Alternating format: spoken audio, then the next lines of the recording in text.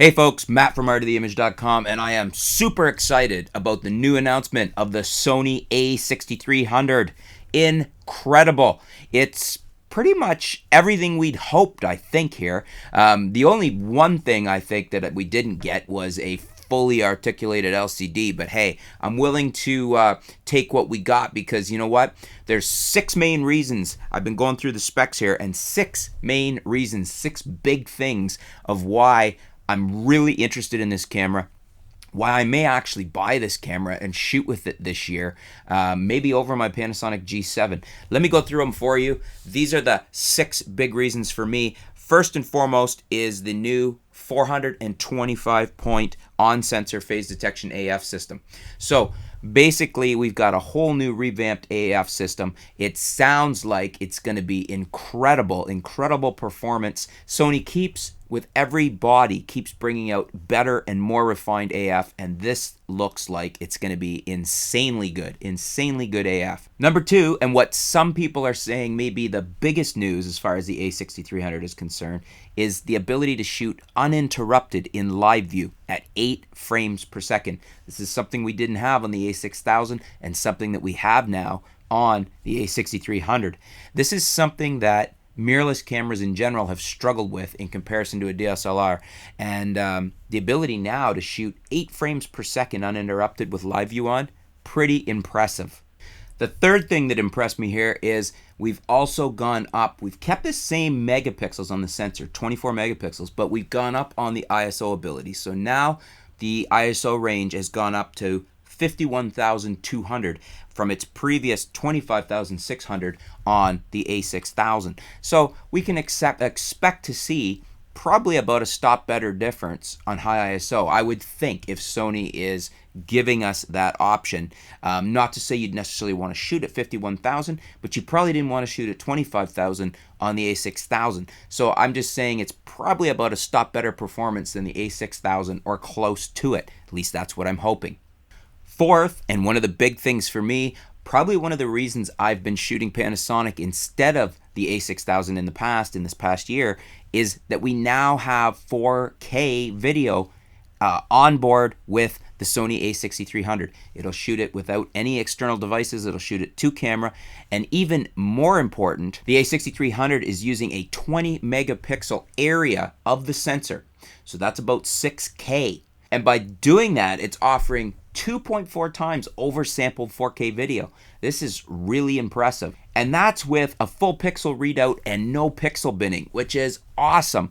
I'm expecting that this will be on par, if not better than, the 4K in Panasonic cameras currently. Very impressive new spec for video from Sony, and class leading here at this price point. What does this mean for those of you that aren't as up on the tech side of it? Well, basically that we should be able to get really low noise out of our video, out of our 4K video on the a6300, and really sharp, detailed images in combination with that low noise, making for what should be an absolutely stellar 4K video from the Sony a6300. Now, my fifth point, and this ties into the new autofocus system, the new 425 point autofocus system, but the fact is that you can now use, through Sony adapters, the A-mount lenses and get the benefit of that full 425 point autofocus system. It can use all of the 425 phase detect points when using one of the Sony adapters, like the LA-EA3 adapter, and then you can use the Sony A-mount lenses and get that full autofocus. In essence, what we're saying here is that you should be able to get the same type of autofocus from an A-mount lens via adapter as you can get with an E-mount lens on the a6300. This is something we've been seeing on the most current, the latest A7 bodies, but it's an indication from Sony that this is going to be what the standard is now on all of their bodies, which is totally awesome and very welcome on the a6300. As you know, one of my caveats, one of my weak points that I've always noted with the a6000 was a lack of lens availability, especially lower kit type lenses or lower price primes that are a good value, and that's something that Nikon and Canon has plenty of. But now with this new ability to use all the A-mount lenses via the adapter, We are opening up a lot more lens options for Sony shooters, and hopefully, I think there's quite a few you'll find there that are decent performers at a good price. Number 6, last but not least, on my 6 top things that I'm really excited about the a6300 is the fact that the new True Finder, the new EVF on the a6300 is 2.4 million dots. What that is up a million. It was 1.4 on the A6000. One of the things about the A6000 that was a little bit of a negative in comparison to its predecessor, the NEX6, was the fact that it went down on the resolution of the EVF. Some people pointed that out, and some people were critical of that the NEX6 had a better EVF. Now we're back up to a 2.4 million dot viewfinder. That's a high resolution XGA OLED viewfinder, or True Finder as Sony calls it. And it's a welcome addition back to a higher quality level of EVF for the new Sony a6300.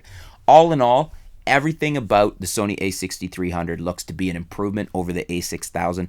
For me, the 4K video is stellar. The ability to use A-mount lenses now with the full power of its full autofocus system via the Sony adapter, that's really cool.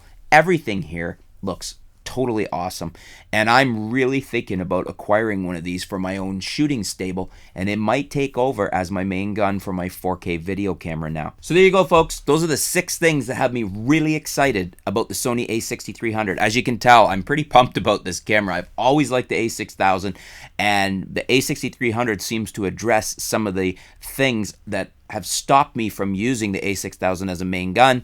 I think I'm going to be investing in one of these. What do you guys think? Are you as excited about the a6300 as I am? Are the 6 points that get me really excited the same things for you? Leave some comments below. Let's talk about, are you excited?